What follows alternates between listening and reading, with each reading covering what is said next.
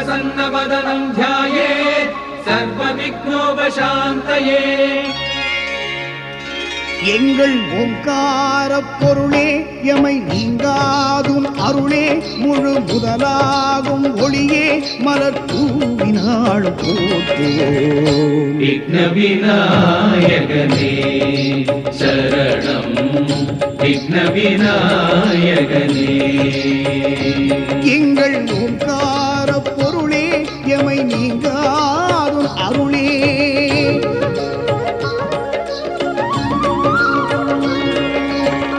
வினைகளை தீர்க்கும் விக்னேஸ்வரனே தடைகளை நீக்கிடும் விநாயகா வானவர் வாழ்த்த அசுரரை வெல்வாய் மானிடர் வாழ்ந்திட பரம்பர தருவாய் ஞானமும் செல்வமும் நீயே.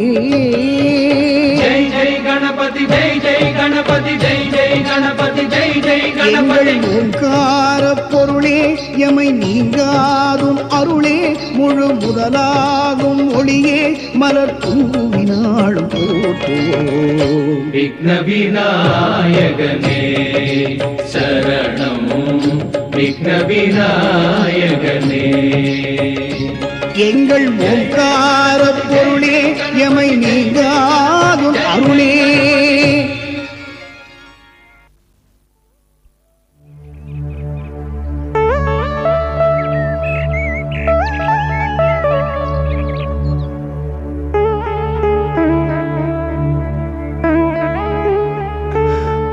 விநாயகா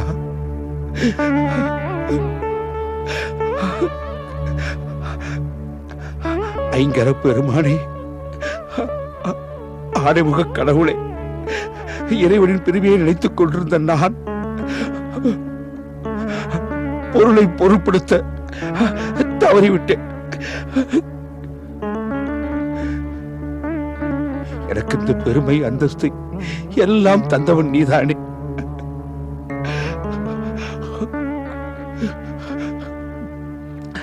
உன்னுடைய கருணையை எண்ணி எண்ணி வியந்து கொண்டிருந்த நான் பணத்தை எண்ணி வைக்க தவறிவிட்டேன். விநாயகா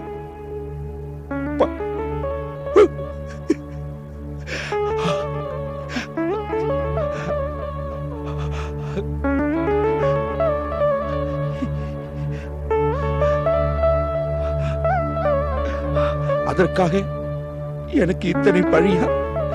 எல்லோரும் இழிவுபடுத்தும் நிலையா? சொல் விநாயகா, சொல் விநாயகா, சொல்.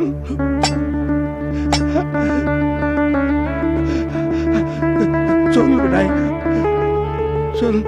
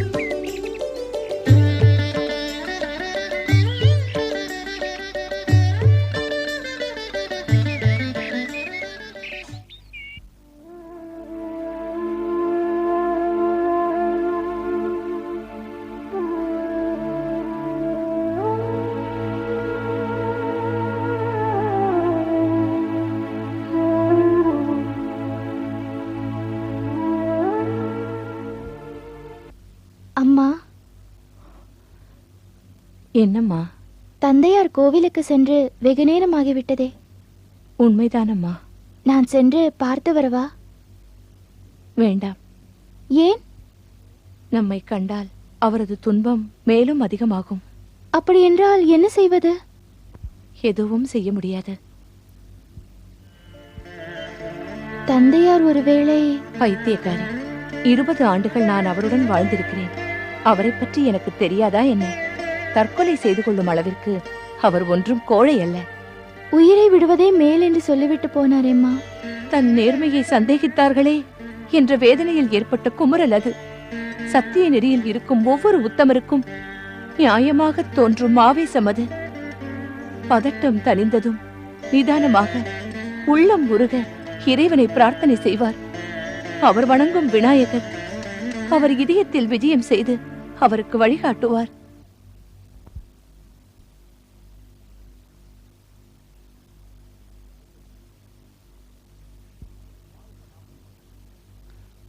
வாழ்க மாமன்னர்.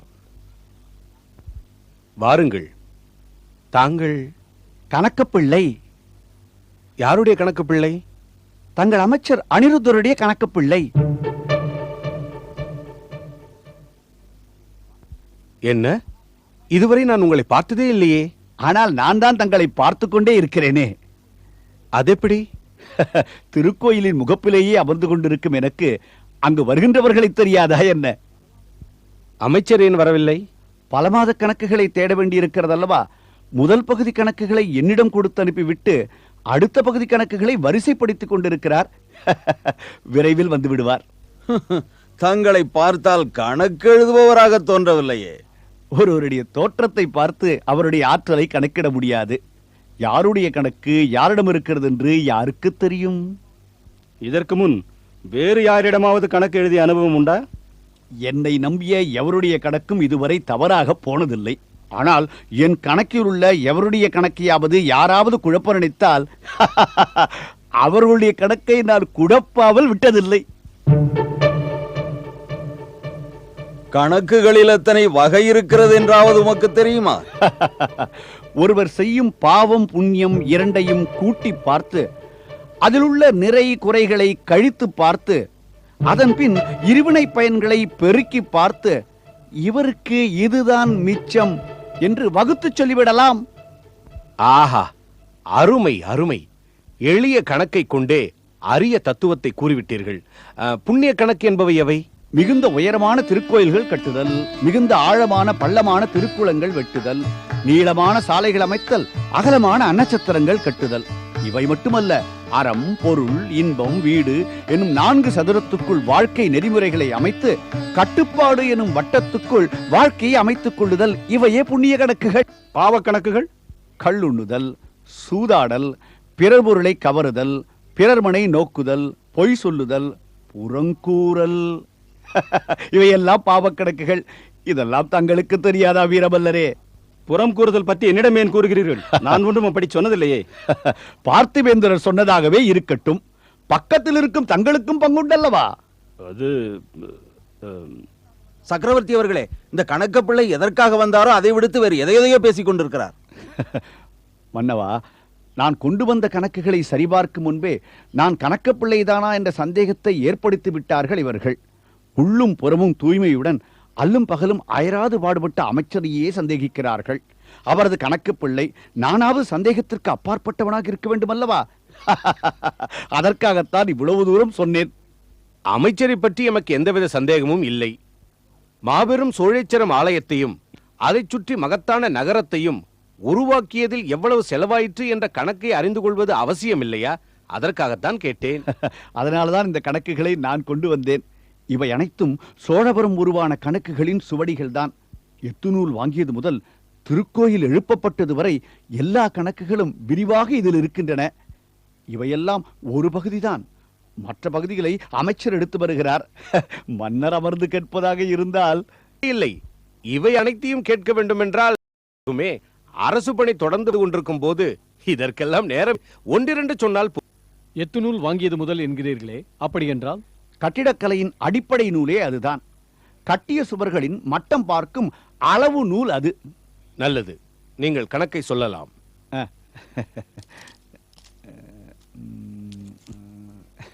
இது சற்று பிடியுங்கள்.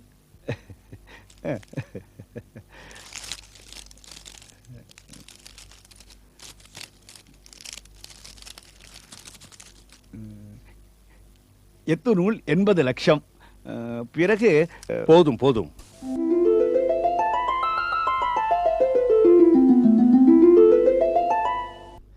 கட்டிடம் மட்டம் பார்க்கும் நூல்களுக்கே 80 லட்சம் செலவாயிருக்கிறது என்றால் அந்த கட்டிடத்தை உருவாக்க எவ்வளவு லட்சங்கள் செலவாயிருக்கும் என்பதை சொல்லித்தான் தெரிந்து கொள்ள வேண்டுமா? நமக்கே தெரியாமல் ஒரு கணக்கு பிள்ளையை நியமித்து இத்துணை கணக்குகளையும் எழுத வைத்திருக்கிறார் என்றால் நமது அமைச்சரின் பொறுப்புணர்ச்சிக்கு ஈடாக எதை கூற முடியும்? கணக்கு பிள்ளை அவர்களே, ஏட்டில் எழுதிய கணக்குகளை மட்டுமல்லாமல் எங்கள் வாழ்க்கை கணக்குகளையும் அருமையாக சொல்லிவிட்டீர்கள். இதற்காக கங்கை படையெடுப்பில் கொண்டு வரப்பட்ட 2 ரத்தின கற்களை உங்களுக்கு பரிசாக தர விரும்புகிறேன். ஏற்றுக்கொள்ளுங்கள். தங்கள் சித்தம். காவலா, அதோ அந்த பெட்டகத்தில் 2 ரத்தின கற்களை வைத்திருக்கிறேன். அதை எடுத்து வா.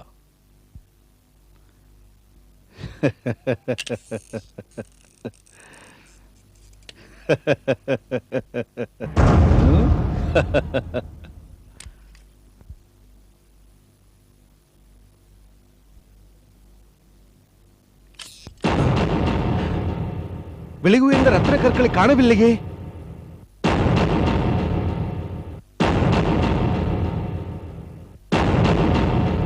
மன்னவா, இவ்வளவு கட்டுக்காவல் கொண்ட அரண்மனையில் வந்து களவாடுகிறார்கள் என்றால் இங்கு அடிக்கடி வந்து செல்லக்கூடியவர்களாகத்தான் இருக்க வேண்டும். உண்மைதான். அவர்கள் யார் என்று நான் பிறகு விசாரித்துக் கொள்கிறேன்.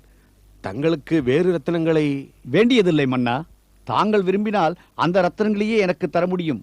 அவைகள் இருக்கும் இடம் எனக்கு தெரியும். என்ன? யார் அந்த கள்வர்கள்? உடனே சொல்லுங்கள். அரசு பெட்டகத்தில் கை வைக்க துணிந்த அவர்கள் சிரத்தை வெட்டி தள்ளுகிறேன். மன்னா, அவசரப்பட்டு அவர்களுக்கு எந்த தண்டனையும் விதிப்பதில்லை என்று எனக்கு வாக்கு கொடுத்தால் அவைகள் இருக்கும் இடத்தை நான் சொல்லுகிறேன். நல்லது, சொல்லுங்கள். ஒரு ரத்தினக்கல், மன்னிக்கவும், பார்த்திவேந்திர சயன அறையில் வலது பக்கத்தில் ஒரு பெட்டகத்தில் வைக்கப்பட்டிருக்கிறது.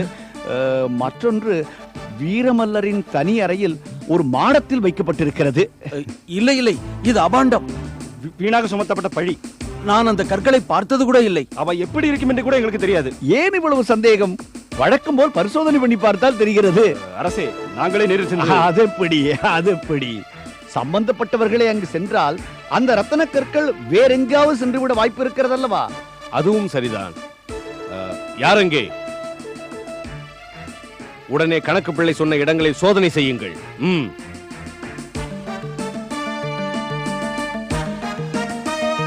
நீ உடனே அமைச்சர் அனிருத்தர் இல்லம் சென்று எந்த கணக்குகளையும் இனி தேட வேண்டிய அவசியம் இல்லை என்று கூறு. அவரை உடனே இங்கே வரச் சொல்.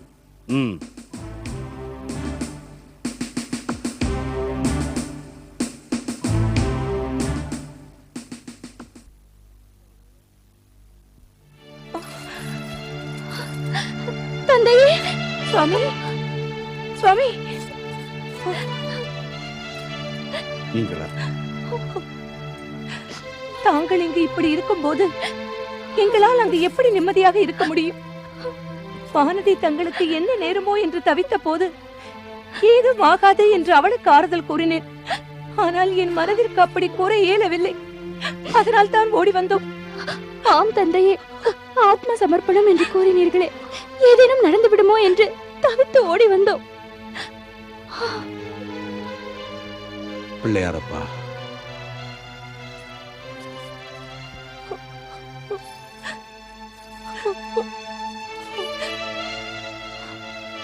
எனக்கு மட்டும் உங்களை எல்லாம் விட்டு செல்ல எப்படி மனசு வரும்?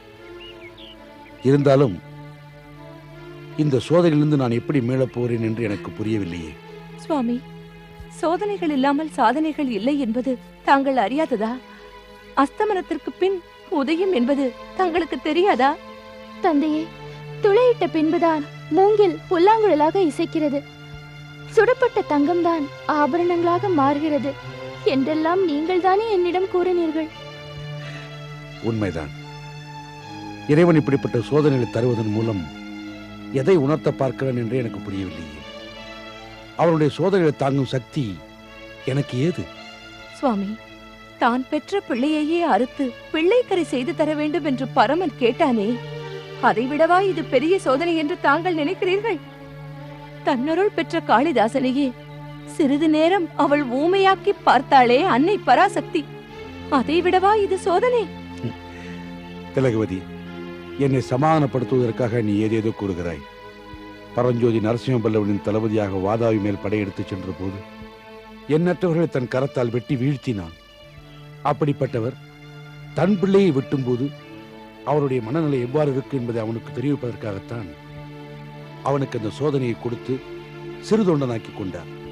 ஏன், காளிதாசன் தன்னை பாட வைத்தவள் தேவி என்று தெரிந்தும் அவளையே சபிக்கத் தொடங்கினான். அதனால் சற்று நேரம் அவனை ஊமையாக்கினான். ஆனால் நான் அப்படி எதுவும் செய்யவில்லையே. என்னை ஏன் ஆண்டவன் இப்படி சோதிக்க வேண்டும்? தந்தையே, யாவும் அறிந்தவர்கள் நீங்கள். உங்களுக்கு புத்தி சொல்லும் தகுதி எனக்கேது? ஆனால் ஒன்று, ஆனைமுக கடவுள் தன் அடியார்களுக்கு பல அற்புதங்களை நிகழ்த்தியதாக சொன்னீர்களே, அதெல்லாம் உண்மை என்றால்? அப்படி சொல்லாதே வானதி, அப்படி சொல்லாதே. ஐங்கரனின் அற்புதங்களை பற்றி சந்தேகப்படாதே. என் ஐயன் கணேசன் தேவர்களின் குறைதீர்க்க அவதரித்த பெருமான் எங்களை போன்ற அடியார்களின் குறைகளையும் தீர்த்து இருக்கிறார். அப்படியானால் அவர் ஏன் தங்களுக்கு ஏற்பட்ட சோதனையை தீர்த்து வைக்கவில்லை? இறைவன் நமக்கு அருள் புரியவில்லை என்றால் நமது பக்தியில் தான் ஏதோ குறை இருக்கிறது என்று எண்ண வேண்டுமே தவிர இறைவனை குறை கூறக்கூடாது. தங்களது உண்மையான பக்தியை நாடே அறியும். அப்படி இருக்கும்போது ஆண்டவன் அறிய மாட்டாரா என்ன? அமைதியாக இருங்கள். வாருங்கள், இல்லத்திற்கு செல்லலாம். இல்லை திலகவதி, இல்லை. அரசன் குறிப்பிட்ட நேரம் நெருங்கிவிட்டது. இப்போது அங்கு அவை கூடியிருக்கும். என்னால் எப்படி அமைதியாக இருக்க முடியும்? ஒன்று, இந்த ஆண்டவன் என்னை இந்த சோதனையிலிருந்து விடுவிக்க வேண்டும். இல்லை என்றால் அரசனது ஆட்கள் என் கைகளில் விலங்கிட்டு அழைத்துச் செல்ல வேண்டும். சுவாமி, தந்தையே, நீங்கள் ஏன் பதறுகிறீர்கள்? எது நடந்தாலும் அவன் விருப்பப்படி நடக்கிறது என்று நான் ஏற்றுக்கொள்கிறேன். விக்னங்களை தீர்த்து வைப்பவன் தான் விக்னேஸ்வரன். என் விக்னங்களை அவன் தீர்த்து வைக்கிறானா, அல்லது முன் பிறவியில் நான் செய்த பாவங்களை அனுபவிக்க வேண்டும் என்பதற்காகவே அவன் கல்லாக இருந்து விடுகிறானா என்பதை பார்ப்போம். அமைச்சர் பெருமானுக்கு வணக்கம். சோமன் சாம்பவா, என்ன செய்தி? நல்ல செய்திதான் பிரபு. அரசர் தாங்கள் எந்த கணக்கையும் எடுத்து வர தேவையில்லை என்று கூறிவிட்டார். தங்களை உடனே கையோடு அழைத்து வரச் சொன்னார். சுவாமி, கேட்டீர்களா? தங்கள் உண்மையான பக்தியை இறைவன் ஏற்றுக்கொண்டார் என்பதற்கு இதுவே சாட்சி. எல்லா கணக்கும் இறைவனிடம் இருக்கும் பொழுது அரசர் கேட்கும் கணக்கிற்கு மட்டும் விடை இறைவனிடம் இருக்காதா என்ன? உண்மைதான் நீங்கள் கூறுவதெல்லாம். ஆனால் ஏதோ நடந்திருக்கிறது. அது என்னவென்று எனக்கு இங்கு தெரியவில்லை. நான் சபைக்கு போய்விட்டு வருகிறேன். நீங்கள் வீட்டுக்கு போங்க. வா.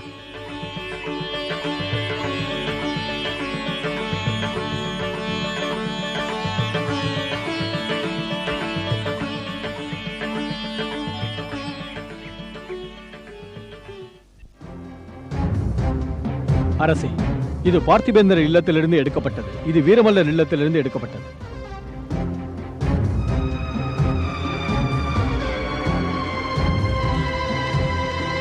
பிரபு, நிச்சயமாக இதை பற்றி எங்களுக்கு எதுவும் தெரியாது.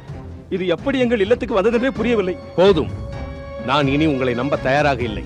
அரசாங்க பெட்டகத்தில் களவாட துணிந்த நீங்கள் தண்டனையை அனுபவித்தாக வேண்டும். கள்வன் என்ற பெயரோடு மடிவதை விட களத்திலேயே மாண்டிருந்தால் வீரன் என்ற புகழாவது நிலைத்திருக்கும். இப்படிப்பட்ட நிலைமை எங்களுக்கு ஏற்பட்டிருக்காதே.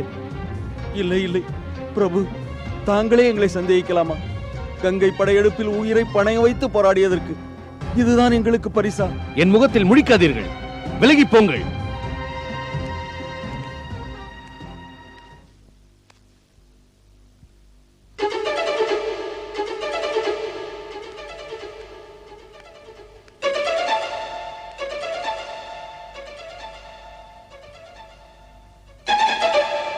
மாமன்னர் வாழ்க.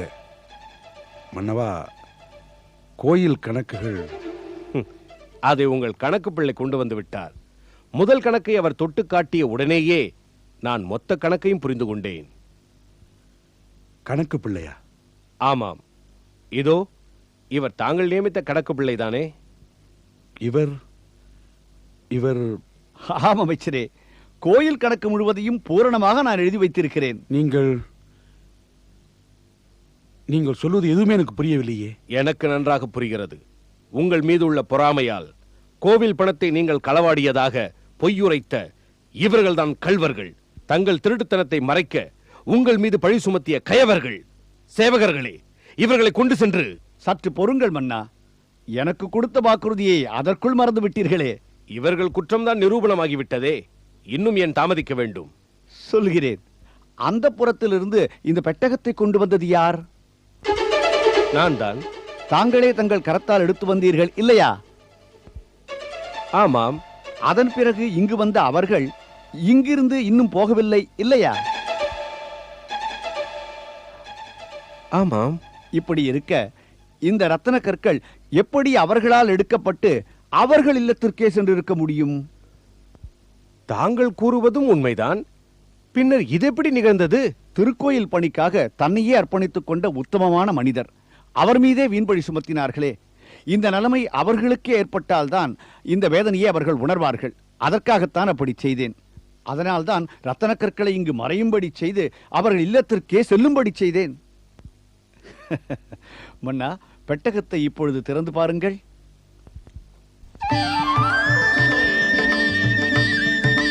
ஆஹா, அற்புதம், அற்புதம்! அமைச்சர் பெருமானே, தங்களுடைய கணக்கு பிள்ளை. மன்னவா, இவர் நான் நியமித்த கணக்கு பிள்ளை இல்லை. நான் கோவில் பணிகளில் தீவிரமாக ஈடுபட்டிருந்ததால் எந்த கணக்கும் எழுதி வைக்கவே இல்லை. இவர் என்னை காப்பாற்ற வந்திருக்கிறார். என் மீது பழி சுமத்தியவர்களுக்கு நல்ல பாடம் புகட்டி இருக்கிறார். என்ன? அப்படியானால் தாங்கள் யார்? ஐயா, எங்கள் அறிவு கண்களை திறந்து விட்டீர்கள். தாங்கள் யார்? சொல்லுங்கள், தாங்கள் யார்? தாங்கள் யார்? சுவாமி, என் பொருட்டு இங்கு வந்து என் கௌரவத்தை காப்பாற்றினீர்கள். எனக்கு ஏற்பட இருந்த அபவாதத்தை நீக்கி அருள் புரிந்தீர்கள். நீங்கள் யார் என்று நான் அறியக்கூடாதா?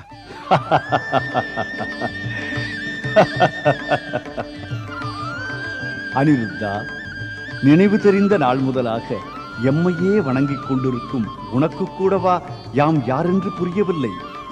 திருக்கோயில் முகப்பில் எமக்கு சன்னதி அமைத்தது முதல் ஒரு கணமும் பிரியாமல் அங்கே வாசம் செய்ய துவங்கிய உனது பக்தியையும் உயர்ந்த பணியையும் உலகத்திற்கு உணர்த்துவதற்காகவே நாம் வந்தோம்.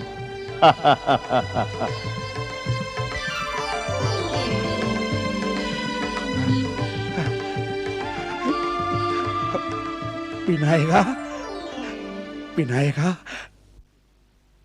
விநாயக பெருமானே, என் பொருட்டு நீ விஜயம் செய்தாயா? உன்னையே சுற்றி சுற்றி வந்ததற்காக உன் கால் தேய கங்கை உண்ட சோழபுரத்தில் நீ நடந்து வந்தாயா? உன்னை பற்றிய பாடல்களை நான் எழுதியதற்காக, நான் எழுத வேண்டிய கணக்குகளை எனக்காக நீ எழுதி கொண்டு வந்தாயா? கருணை கடலே, விநாயக பெருமானே, ஐங்கரனே, விநாயகா,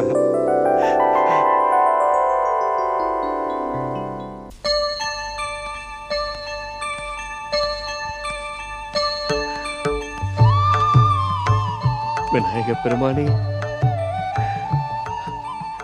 அமைச்சர் பெருமானே, தங்களால் நாங்கள் விநாயக பெருமானை தரிசிக்கும் பாக்கியத்தை பெற்றோம். பிறவி பெற்ற பயனை அடைந்தோம். கணபதியையே கணக்கெழுத வைத்த நீங்கள் எங்களை ஆசீர்வதியும். அரசே, அடியவர்க்கும் எளியவனான அந்த ஆணைமுகன்தான் அனைவருக்கும் ஆசி வழங்க முடியும். வாருங்கள், அவனுடைய ஆலயத்துக்கு சென்று வணங்குவோம். வாருங்கள்.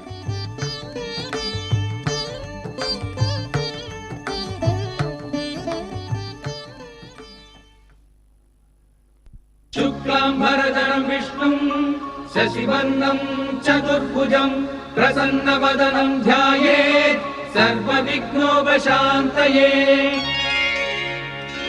எங்கள் ஓங்கார பொருளே, எமை நீங்காதும் அருளே, முழு முதலாகும் ஒளியே, மலர் தூவினாள் போற்றுவோம். விக்ன விநாயகனே சரணம், விக்ன விநாயகனே.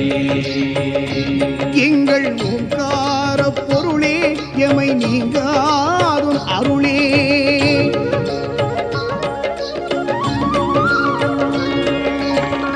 ஒரு கொம்புடனே இரு செவி கொண்டாய், மும்மதம் பொழிந்திடும் ஏழமுகா, நான் மறை போற்றும் ஐங்கர உருவே, அருமுகன் போற்றும் எழுகடல் வடிவே, என் திசை நவக்கோள் நீயே.